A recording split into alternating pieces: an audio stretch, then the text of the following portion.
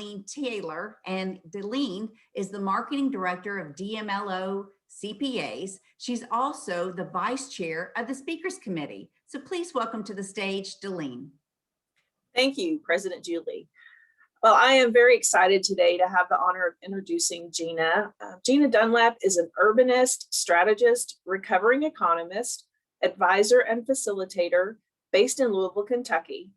Currently, she's a member of the class of 2020 Bingham Fellows, and as part of that, she works toward the common theme of making Louisville a top-tier city.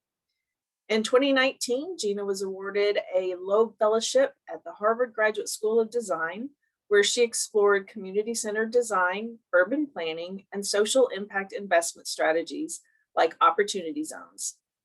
Jeana's 15 years of local government experience included working on affordable housing finance, public infrastructure, and place-based strategies for neighborhood improvement. In 2017, she partnered with local advocacy organizations to facilitate the Redlining Louisville Community Dialogue Series that shed light on the history and current impacts of past and present forms of redlining practices. Jeana believes that both changing mindsets and facilitating change through the built environment are paramount to achieving vibrant communities. Her efforts ultimately seek to instill confidence and build greater capacity among those residing within and committed to serving marginalized neighborhoods. Currently, Jeana is serving as a community investment specialist for the Louisville Coordinated Community Investment Project, exploring new methods to erase silos between stakeholders to leverage greater community impact in underserved areas. She volunteers her time on Limerick Neighborhood Architectural Review Committee, serves as a trustee of the Olmsted Parks Conservancy, and as a board member of the Metropolitan Housing Coalition. Past service has included board roles at the Louisville Community Grocery and the Kentucky Center for African American Heritage. Jeana earned a Master of Science in Economics and a Master of Public Policy and Administration, both from the University of Kentucky, along with a Bachelor of Science in Economics at the University of Louisville. In 2020, she was honored to receive the Lyman T. Johnson Torch of Excellence Award from the Graduate School at the University of Kentucky. Jeana is a native Louisvillian and proud member of Delta Sigma Theta Sorority Incorporated. Please join me in giving a warm welcome to Jeana Dunlap. Hello, everyone, and thank you so much for that introduction. I'm extremely honored by the invitation to be here with you today. And quite full already, just having listened to your pre-meeting and all the dialogue and discourse about what you're passionate about and what you're committed to. So that explains this big smile. I really can't wipe it from my face, but I'm really excited to share pieces of my journey.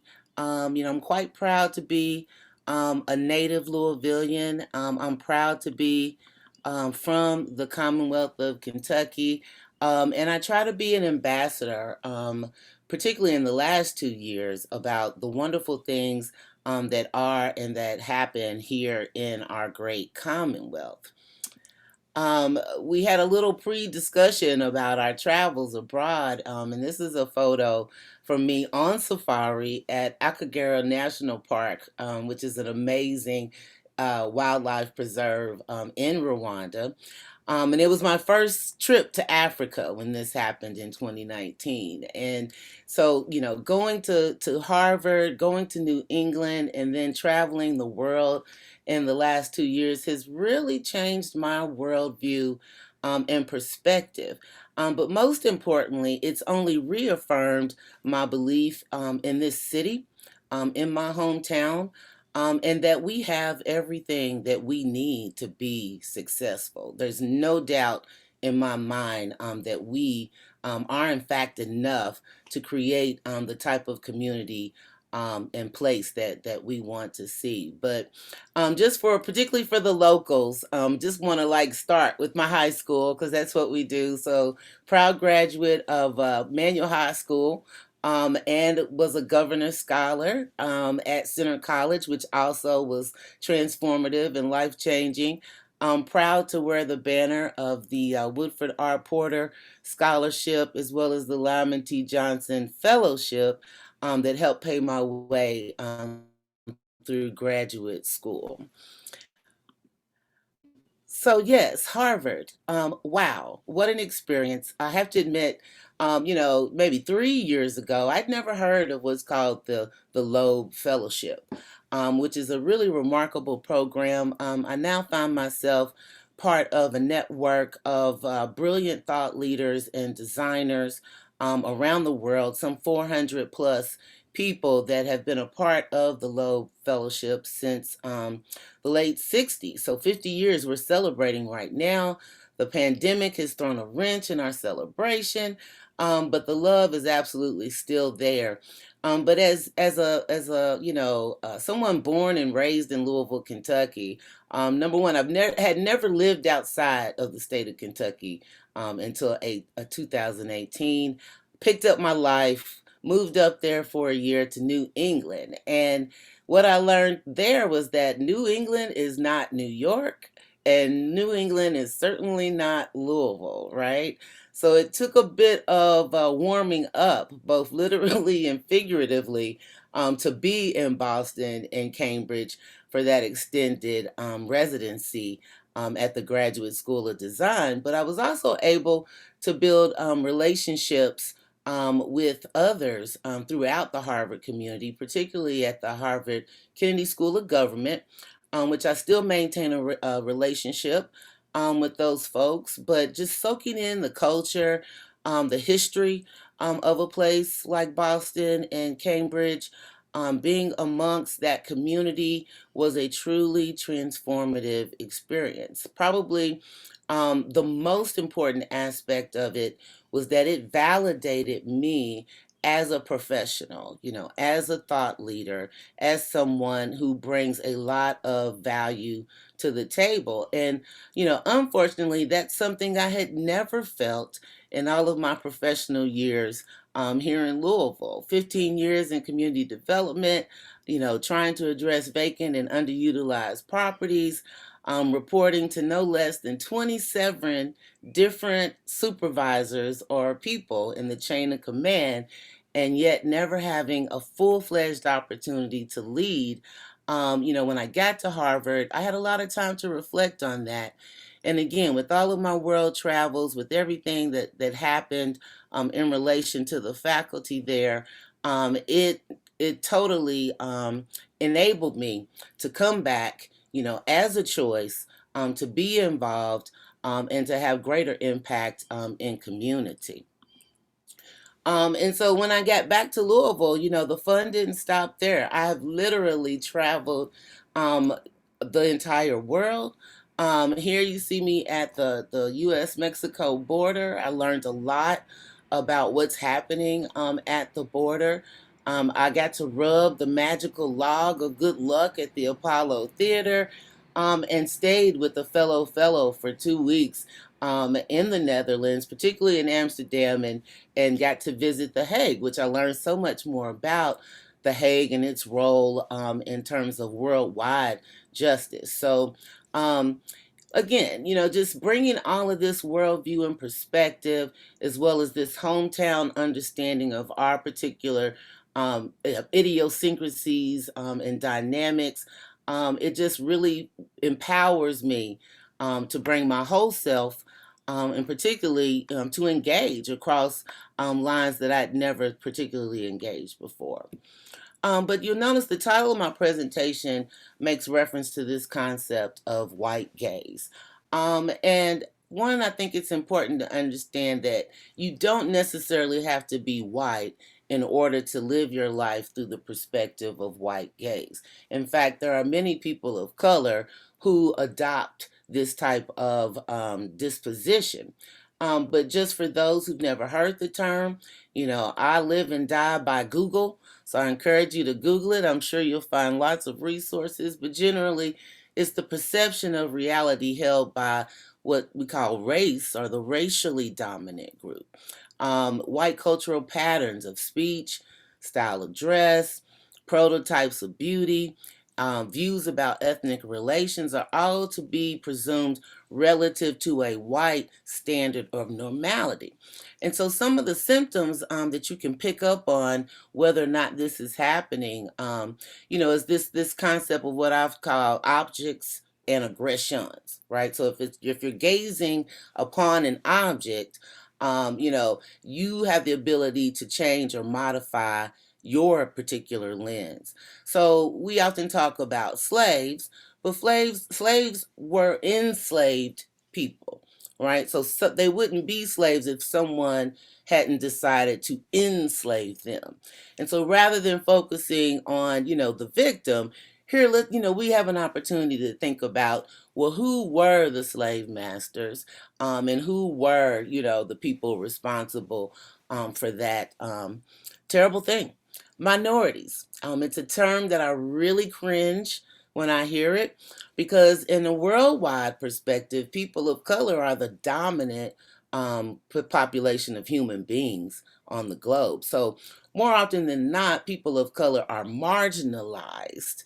But certainly, in a world perspective, we are the majority. In any room, though, particularly in Louisville, Kentucky, I often find myself to be in the minority in a particular room. Disadvantage. Peoples are oftentimes have been dispossessed and or disenfranchised. Suspects, right? A lot of black men are often profiled and or criminalized. Someone is profiling them and assuming that they have some type of criminal intent. The lynched populations. Unfortunately, lynching is still happening in America, particularly in California, from what I understand. And it's really difficult, even though those scenarios have been played out or laid out as suicide attempts. It's really difficult to hang oneself in a public place where I think at least 3 gentlemen were found in the last year to 18 months. Protesters, right? They are demonstrators. They are speaking out in the American tradition of fairness and equity, but are often brutalized by a militarized police force for doing the very thing that we as a country say is what we're about, free speech. And then the concept of low-income neighborhoods, which I'm going to talk a little bit more in a couple of future slides. These are really disinvested and devalued neighborhoods, right? So it's not about the inherent value. And certainly everyone that lives in any neighborhood that we might consider low income, everyone in that neighborhood is not necessarily poor. One of the books that I read during the early stages of our pandemic is called Life Behind a Veil, written by a Louisvillian. This book changed my life, particularly because I was born and raised here. It's a direct account of Black leadership and engagement with other leaders in Louisville and throughout the state of Kentucky. And so while it's called Blacks in Louisville, understand that it tells us just as much about whites in Louisville and Kentucky as it does about Blacks. And the startling thing was that there's not a lot of difference in terms of how we're engaging one another collectively than there was in Reconstruction. And I find that fascinating. Another aspect that I found fascinating was about how the West End became a majority Black area, right? So it's not the West End is in fact 9 different neighborhoods, including the Shawnee neighborhood, which at the time when redlining was established in the late 1930s was a majority white neighborhood. And so how did that change? Well, according to Professor Wright, this conversation's been going on since the late 1800s, and said that there was a suggestion that Blacks be relegated to the far west end of town. Is it a coincidence that that is what we have experienced, particularly in my natural lifetime? I've never known the West End not to be a predominantly Black environment. But it's interesting to think that If we could commit to or invest time in rearranging where people are, then certainly we have the opportunity to invest time today in making it better. So here's a little information about Black income in Louisville Metro, right? So about 40% of Black-headed households in our metropolitan statistical area, these are Black-headed households, earn above the poverty line. And I'm just using that as a very, accessible, measure of, income and particularly concepts of poverty and the poor. 39% of Black-headed households in Louisville proper, right? So Jefferson County, not the surrounding counties, earn above the poverty line. And then 26% of Black-headed households in our West End earn above the poverty line. And just thinking about this first set of statistics, in a place like Louisville, we can't ignore or overlook the fact that there are still lots of disparities between gender. I just saw a recent report that women are making some 75 cents on the dollar to what men are making, regardless of educational attainment, right? When you think about educational attainment for people of color, particularly Black people, we have to know, at least intuitively, that Black people with similar credentials are not necessarily being paid or compensated in the same way that white people with educational attainment are being paid. And so that's my intuition.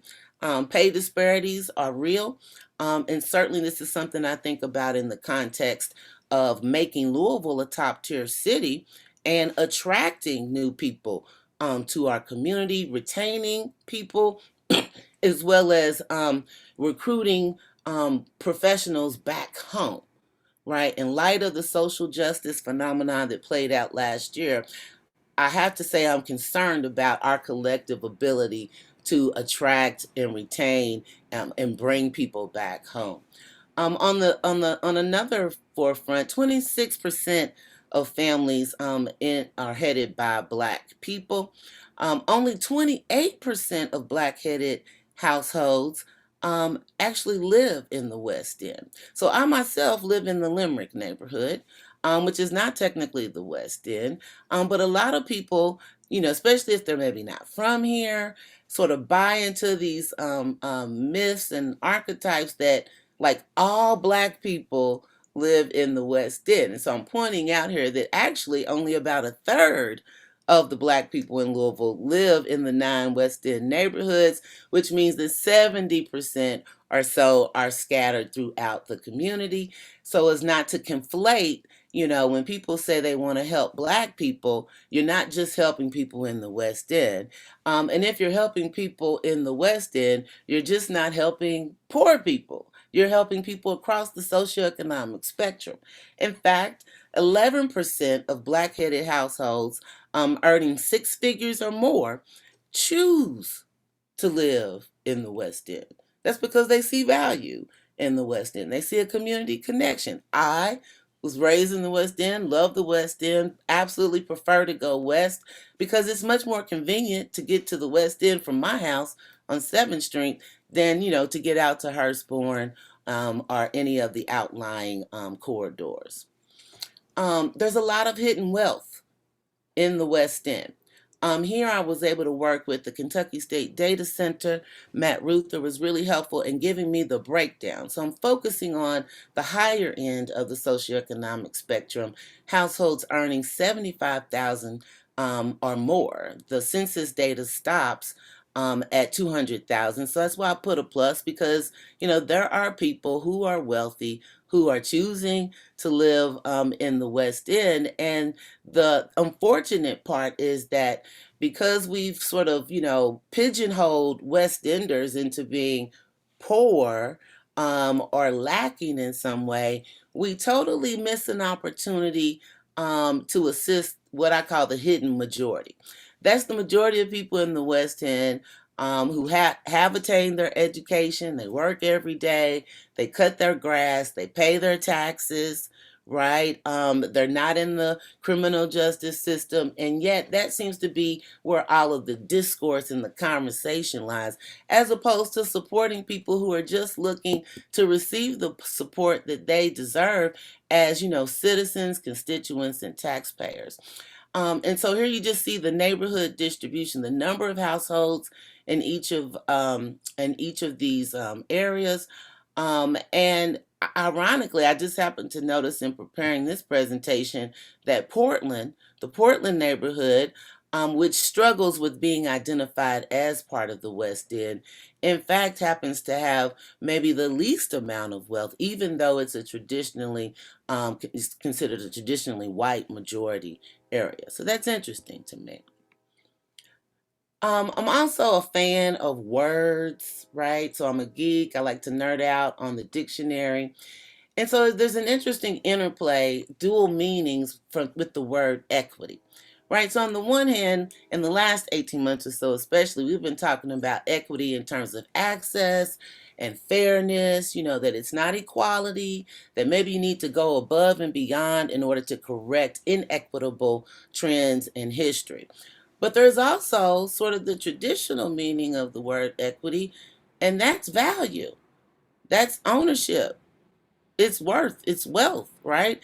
And so I think people of color, particularly Black people, are not just looking for access, they're looking for access to accumulate wealth, either for themselves now to thrive beyond survival, and to pass on intergenerational wealth.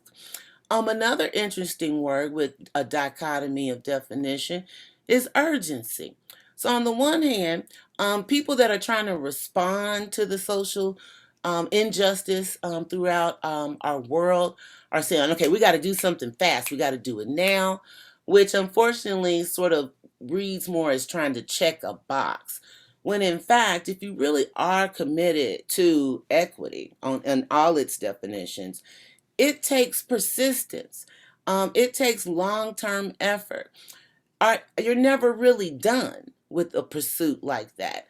I prefer to look at social justice and systematic change as laundry, right? No matter how rich or wealthy you are, no matter how many, pairs of slacks you have, at some point, we all must do our laundry.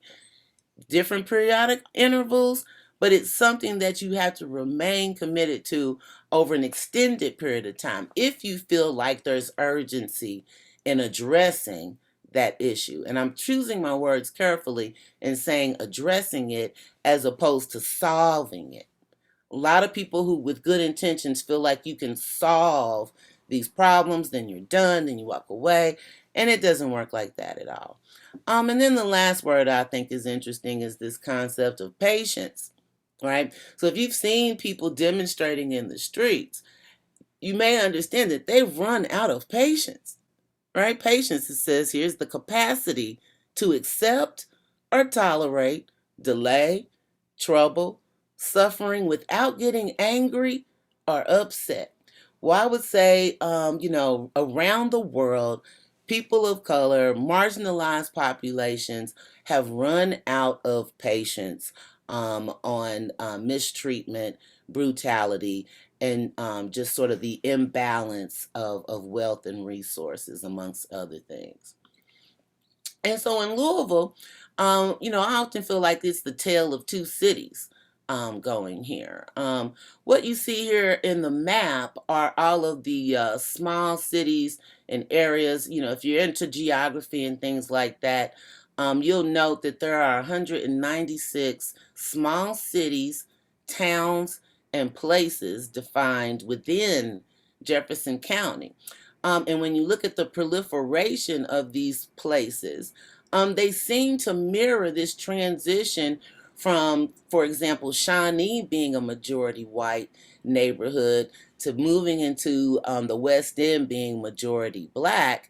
And yet there are, with very rare exceptions, like the only one I can really see is Shively is the only place, incorporated city that's anywhere near the west or southwest portion of the city, and that you see a lot of this playing out in the outer counties. Is it a coincidence? I'm not sure, but it sure is.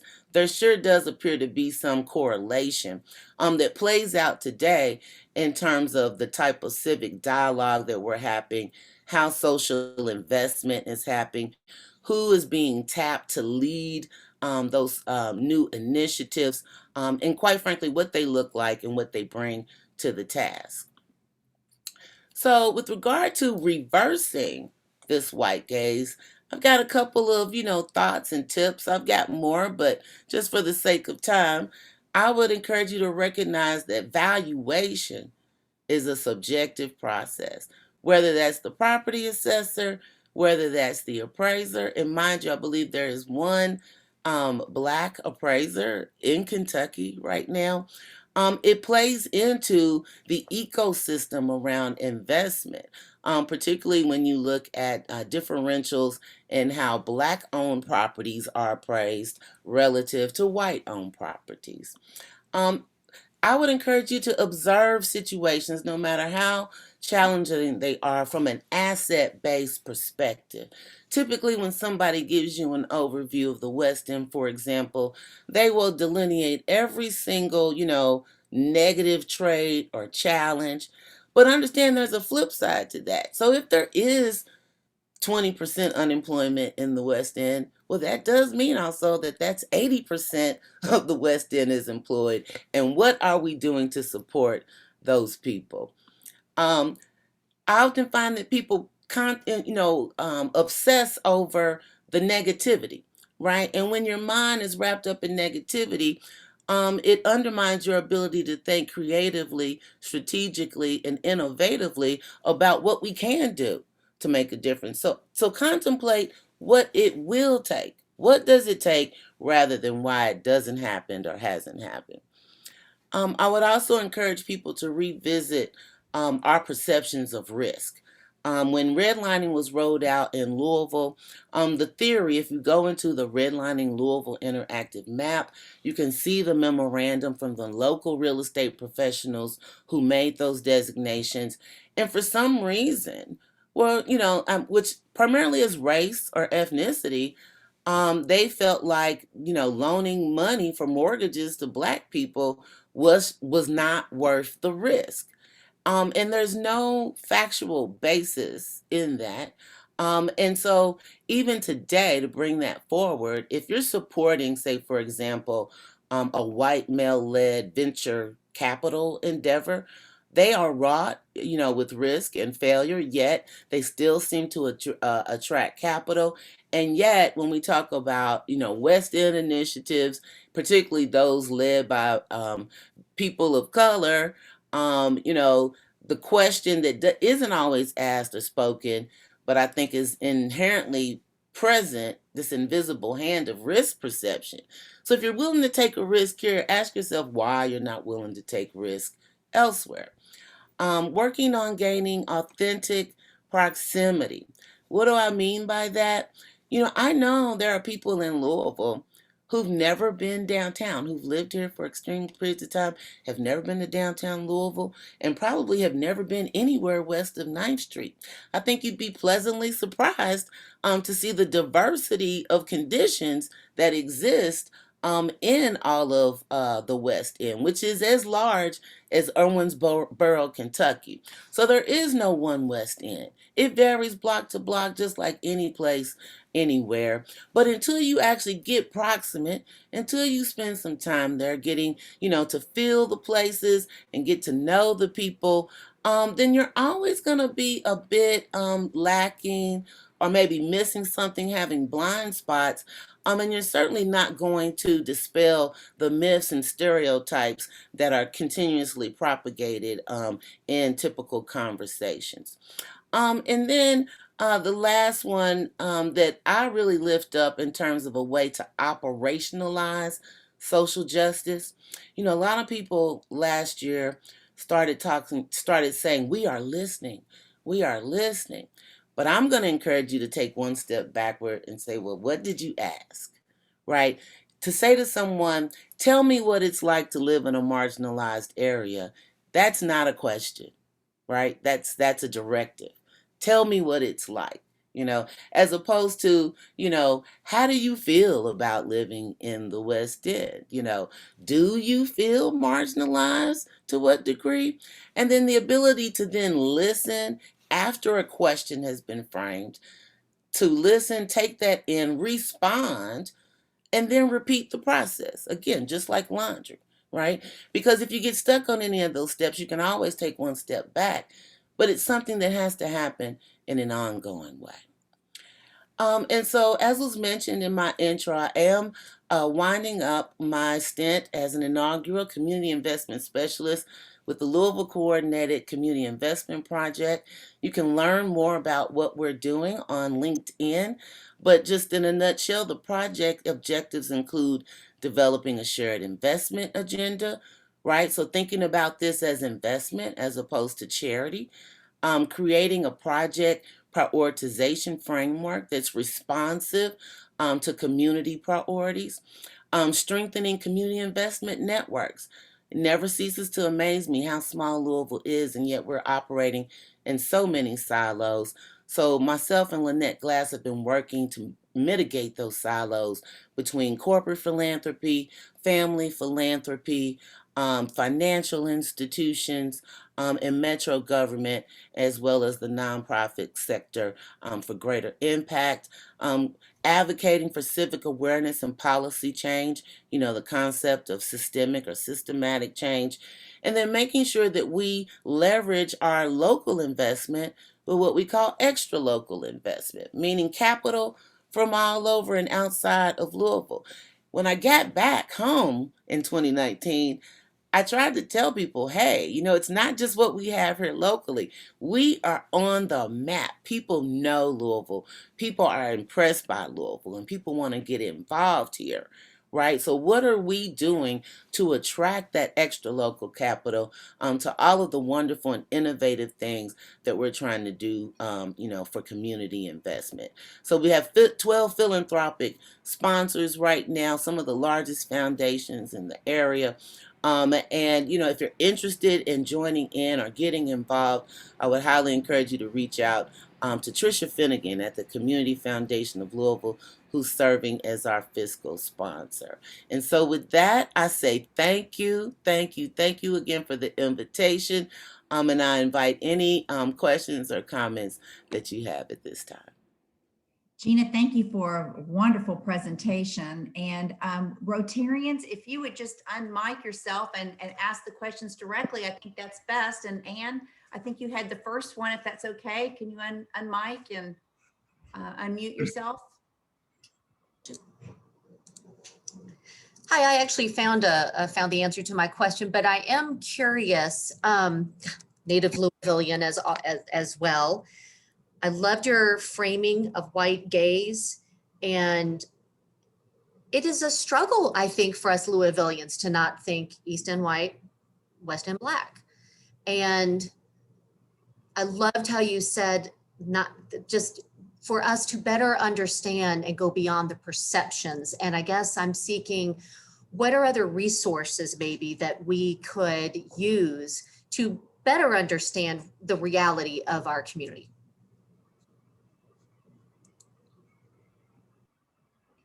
Well, I think, and to some degree, your resources are probably hidden in plain sight, right? So, let's just take, for example, our state delegation. I believe all of our African American delegates live in the West End, right? They can live anywhere they want to, but they live in the West End in very nice homes. Having an authentic conversation, that's not merely transactional, but having a conversation and asking the questions, in a safe space, to me is the greatest resource. That's why I say with the ask, listen, respond, repeat. Well, ask a question, at least to, a group of people. Ask them the same questions and you will get different answers, because That's another thing that people tend to think that Black people are a monolith and that we all have the same opinions. That couldn't be further from the truth. But every answer that you get is going to be a legitimate perspective. But it helps to, again, not put everyone in a box or understand. Like, people ask me about the West End leaders. I'm like, okay, well, who are the East End leaders and who are the South End leaders? Like, I didn't know there was a slate. Like, really? Like, so it's, not appropriating the same there's this expectation in West Louisville that there's not shared expectation around Louisville. So I would say talk to more people, and hear out what their perspectives are. I always pride myself in creating safe spaces, to have those conversations, to ask those questions. And just otherwise you really need to invest the time, for your own understanding. One resource I would recommend that I recently read is called Waking Up White, by Debbie Irving. Um, as a Black woman, I was shocked and amazed because I didn't understand how, what's going on with white people, right? So one key thing that she mentioned is that she's from New England. She never thought of herself as having a race, that only, people of color had a race, and she was just normal, right? Like that was normal. And I'm like, wow, like it's fascinating. So that would be one resource, but I would just say, talk to some folks, people already in your network, and, find the resolve to ask some questions. Thank you so much. And I love the framing of ask. Don't assume you're really listening. Make sure you really ask. So thank you very much. Thank you for that. Neville, go ahead. Jeana, it's good to see you. Hi, Neville. Jeana and I are just graduated from the Bingham Fellows and had a grand time doing it. I'm curious. I like the frame of white gaze. I haven't heard that term before. I've certainly heard white privilege and white supremacy. White gaze is interesting. I'm curious. I think you would agree that Harvard historically is a white institution.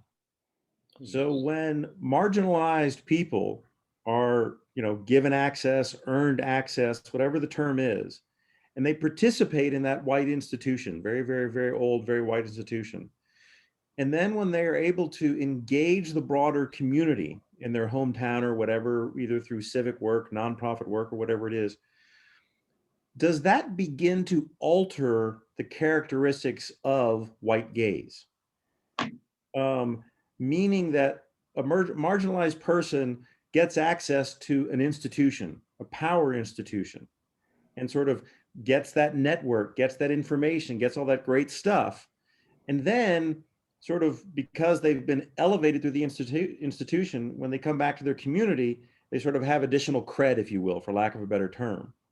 So they can begin to participate and begin to alter the expectations of what are associated with white gaze. I certainly hope that's the case. I'm curious if you think there's anything to that. Um, And another way to look at white gaze is overwhelmingly white gaze is defined by whiteness. It's also defined by power.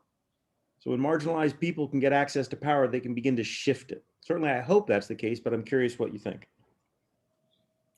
So I'm going to say no. That's not how it works, Neville. And I'm speaking from a personal journey, right? So, I'm not running for mayor anyone, but has it ever occurred to anyone that I could be an effective mayor? Um, I'm saying the validation I received came from me leaving Louisville. Coming back home, I've not been validated since I've been back, right? So when you think about, positions of leadership, we've got a tremendous a number of leadership positions that are currently in flux. And I'm telling you, nobody's banging down my door to step into any of them, despite my credentials and my access to Harvard University and all that brings. So what has happened is that I recognize when I'm being boxed in. I recognize when I'm being disregarded or disrespected.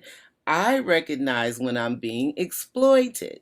And so I can change my behavior and change my actions in response to that. Me having gone to Harvard and come back to Louisville does not mitigate white gaze in the eyes of the beholders. Okay. Jeana, you're getting a lot of comments in the chat of how helpful your talk has been, and just some of the nuances of the language, and just helping connect people to be come together. So thank you so much for that. And Kathy Knotts in particular says thank you for making us more aware of our thinking and language, and so many other comments. But I ask Rotarians, Denise, can you unmute for your question, please? Go. Hey, Jeana, how are you? Good. Hey. Hey. So I'm going to kind of change the direction just a little bit, and I know we're running out of time. I would like to hear from you what your opinion is of the newly formed Civilian Review Board. Obviously, I'm a nominee, so I'm very interested in what your thoughts are, how to truly make it effective. That's interesting question. So I have to admit, I'm not, an expert in criminal justice and all those things, but just from what I've heard, it sounds like, the Holy Grail is subpoena power, Mhm. right? And so there was already an existing body.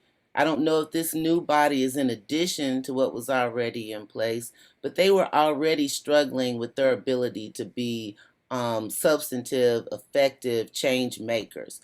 But to the extent that, a body is acting in an advisory role with no effective power or authority, then I question, its legitimacy in terms of how it's been framed. So again, you can go through the process, through the motions, and check all those boxes, but Mhm. if there's no power invested in the body, diverse as it may be, then it's kind of like more window dressing than it is real substantive or systemic change. And I'll use the example of the West End, what is it, the West End Opportunity Partnership, Mhm. which I knew nothing about, in the 8 to 9 months that it's been in discussion. And it's so much bigger than a TIF. A TIF is one component. There's all these other components, particularly this 17-member board that's going to make decisions about how the seed capital, the 30 million or any other incremental revenue is going to be invested in the West End. Parallel to that is a West End Advisory Council that, according to the draft legislation I've seen, has no power. None Mm. whatsoever. So that's really not different. If you think about my, comment about life behind the veil, that's Yeah. no different than what we've been doing for centuries. So I would just leave it at that. I have got to encourage everybody to read Life Behind a Veil. Metro Councilman David James recommended it to the CIC committee. What's so disturbing is that if you put the dates 2019 instead of 1919, it's the same story and it hasn't changed. We have another question here. If you have time for one more, Jeana. Frank, Absolutely. yes, Frank, can you unmute, please? I am unmuted. Okay. Thank you. I appreciate your presentation, Jeana. I found it intriguing because for many years I have pastored in the Newburgh community. And your comments related to West Louisville, and you mentioned something to the effect of the socioeconomic sameness among Blacks. It's interesting that the same challenges that you would find among an aggregation of Blacks in West Louisville, you also find it in Newburgh.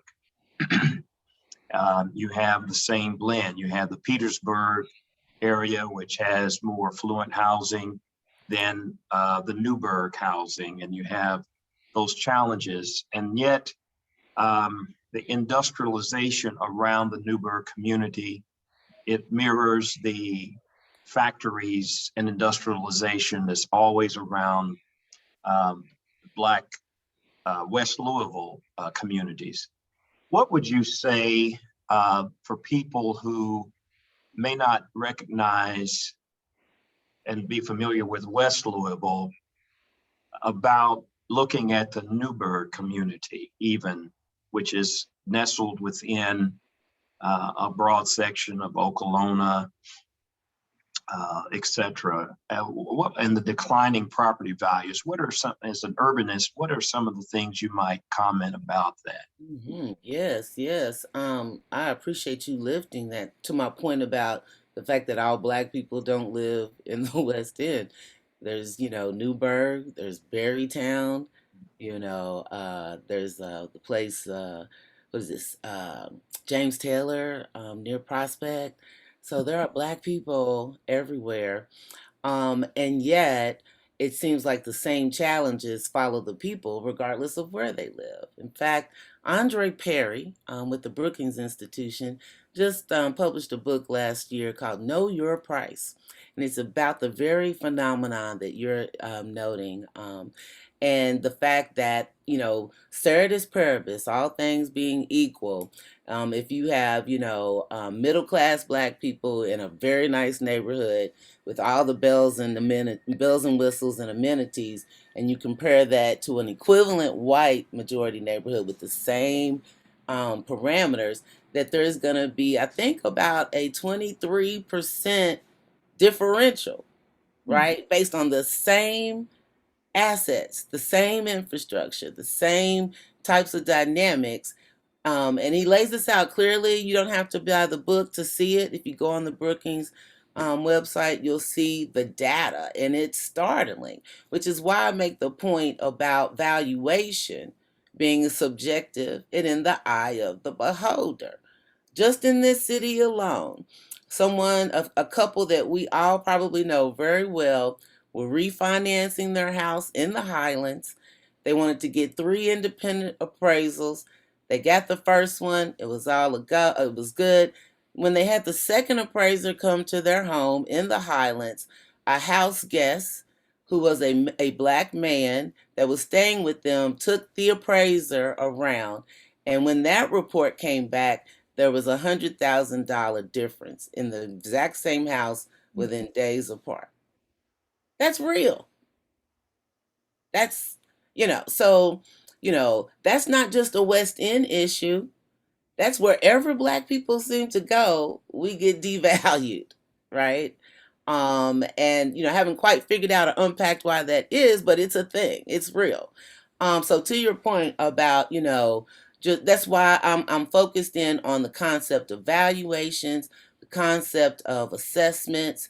That's all wrapped up into the ecosystem with the ability to get, home equity loans, to maintain your insurance, to deal with deferred maintenance things. I myself, with an 800 plus credit score, I'm really proud of it, and paying private mortgage insurance right now. In what world, right? I do happen to be Black and live in, one of the, I guess, lowest income zip codes, but certainly everybody in this zip code is not living at the poverty line, right? So, Know Your Price by Andre Perry. It's a phenomenal read. Thank you again, Jeana. We've really been blessed by you being with us today, and we hope you'll come back and maybe consider even joining Rotary. We'd love to have you as a member. And also want to welcome again Whitney Strong, our newest member to Rotary Club. So good to have you. And we'll go ahead and wrap up the meeting, but I know everyone's applauding again, Jeana, for your great presentation, and thank you very, very much. It's been delightful to be here with you. Thank you so much. So next week, we'll have Tony Kemper joined by Deborah Hoffer for our pre-meeting, and the focus will be on junior achievement of Kentuckiana. And our special speaker will be Dr. Nat Irvin, futurist of U of L College of Business. as our featured speaker. I just want to thank everyone today for being with us, and just wish you all the best in over the weekend, and stay well. We are adjourned.